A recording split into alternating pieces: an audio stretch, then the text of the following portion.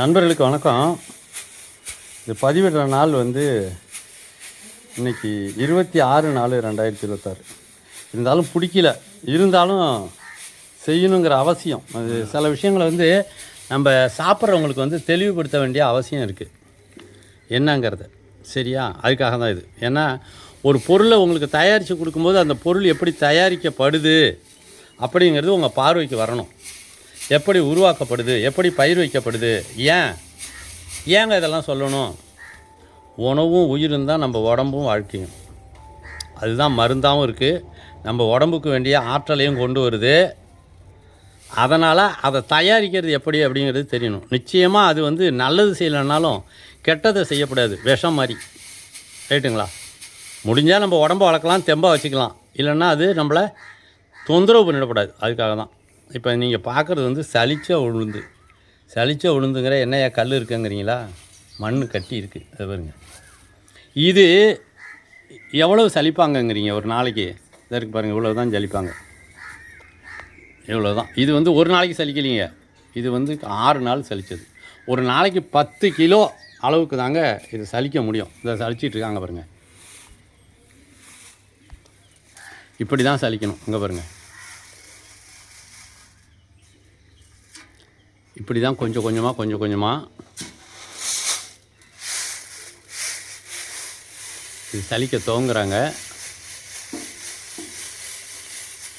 அதாவது இந்த கட்டி போக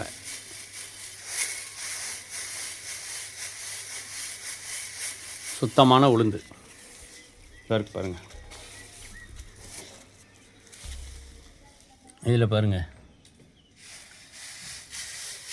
நெல் கட்டி எல்லாம் தெரியுதா? தெரியுது பாருங்கள். இது சலித்தது. இதை பாருங்கள், சுத்தமாக இருக்குது பாருங்கள். அப்படியே எடுத்து நம்ம வாயில் போட்டுக்கலாம், அப்படியே உணவுக்கு தயாரிக்கலாம், உணவாகவே வச்சுக்கலாம். அந்த மாதிரி சுத்தமாயிட்டு பாருங்கள். இதோ பாருங்கள், இதை சலித்தது. இதுதான் இந்த மண் கல் எல்லாம் நீக்குனது. இது இருக்கு பாருங்கள், கட்டி கல். அதுலேயும் 1-2 உளுந்து போவோம், அது சலித்தது. நெல், குச்சி, மண், அந்த உளுந்து மாதிரியே உள்ள கட்டிகள் எவ்வளோ இருக்குது பாருங்கள். இதில் இந்த உளுந்து சலித்ததில், எந்த உளுந்து சலித்ததில் இவ்வளோ உளுந்து தான் சலிச்சிருக்காங்க.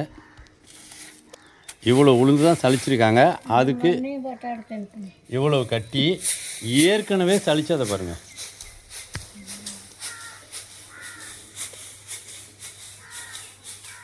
இதெல்லாம் யாரையா அவனை காட்ட சொல்கிறாங்கிறீங்க? இந்த அவசியம் இருக்குது. ஏன்னா இந்த மாதிரி இதை அடித்து தூற்றும்போது முதல்ல பறிக்கணும், காய வைக்கணும், மழையில் கடையில் படாமல் பத்திரமா கட்டி கொண்டு அடித்து தூற்றி சுத்தம் பண்ணுறதுங்கிறது. இது தூத்துன நிலமையில் இருந்தது, தூற்றி கொண்டு வந்துட்டோம். இதில் பாருங்கள், கட்டிலாம் இருக்கும் பாருங்கள். இதை பாருங்கள், கட்டி தெரியுது பாருங்கள், தெரியுதா? கட்டி, குச்சி இதெல்லாம் இதுவே சுத்தம் பண்ண உளுந்துன்னு சொல்லுவோம்.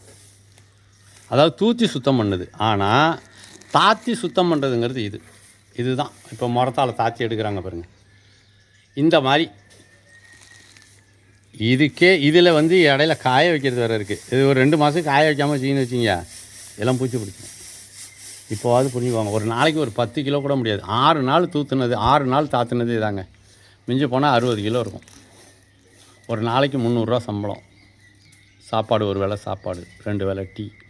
நீங்கள் அப்படியே அள்ளி வாயில் போட்டுக்கணும். அப்படின்னா ஒரு காய்கறியை நம்ம 100 ரூபாய்க்கு வாங்குகிறோம், 150 ரூபாய்க்கு வாங்குகிறோம் சில சமயத்தில். அது முக்கியம் இல்லை, அந்த பொருளை தயாரிக்கிறதுக்கு என்ன. சில பழங்களை 100 ரூபாய்க்கு மேலெலாம் கொடுத்து வாங்குகிறோம். ஆனால் ஒரு தானியங்கிறது 1 வருஷம் வரைக்கும் கெட்டு போகாது, வருஷத்துக்கு ஒரு தடவை கிடைக்கிறது, எந்த விதமான இடுபொருளும் இல்லாமல் மழை நீர்லேயே விளையிறது. அதையும் சாப்பிட்ற மாதிரி கொடுக்கணும்ல. மழை நீரில் விளையுதுங்கிறதுக்காகவே எப்படி வேணாலும் கொடுத்துட முடியுமா? அதுக்கு தாங்க. அதனால் இந்த விலையை கொஞ்சம் யோசிங்க. வெறும் கூலி, அதாவது வேலை செய்கிறதுக்கான கூலியை தான் நம்ம கொடுக்குறோம் அப்படிங்கிறத புரிஞ்சுக்குவாங்க.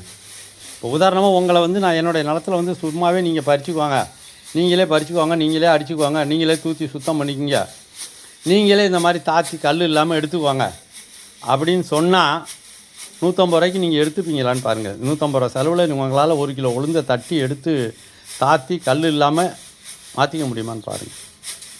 ஏன்னா இதை பதிவு பண்ணணுன்னு தோணுச்சு. ஒரு உழவனுடைய உழைப்பு எவ்வளவுன்னு தெரியாமலே நம்ம உணவை சாப்பிட்டுட்ருக்கோம். அந்த உழைப்பு எப்படி இருக்கணும், எப்படிப்பட்ட தரம் வாய்ந்ததாக இருக்கணும்.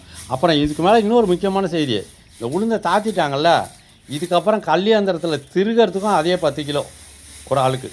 அப்போ ஒரு 10 கிலோ உளுந்து தாத்தி எடுக்கிறதுக்கு இந்த மாதிரி சுத்தம் பண்ண 10 கிலோ ஒரு ஆள், அதை திருப்பி உடைக்கிறதுக்கே ஒரு ஆள் 10 கிலோவுக்கு. ரைட்டா? 2 ஆளுக்கு சம்பளம் கொடுக்கணும் உளுத்தம் பருப்பாக மாற்றுறதுக்கு. இதுக்கப்புறம் பிடுங்கினது, அடித்தது, டிராக்டர் கூலி கொடுத்தது, வீட்டுக்கு கட்டிட்டு வந்தது, அப்புறம் மாதம் ஒரு தடவை காய வைக்கிறது, அதெல்லாம் தனி. நன்றி.